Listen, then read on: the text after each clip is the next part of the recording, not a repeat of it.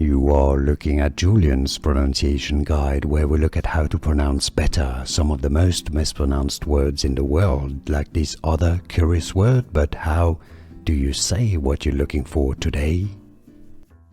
Word pronunciation: British English, cigarettes, cigarettes.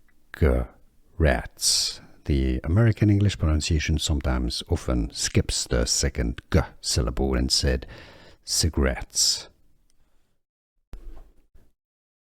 Word pronunciation: British English, cigarettes, cigarettes.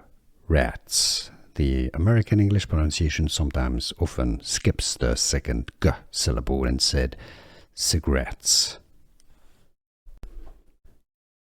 Word pronunciation: British English, cigarettes, cigarettes.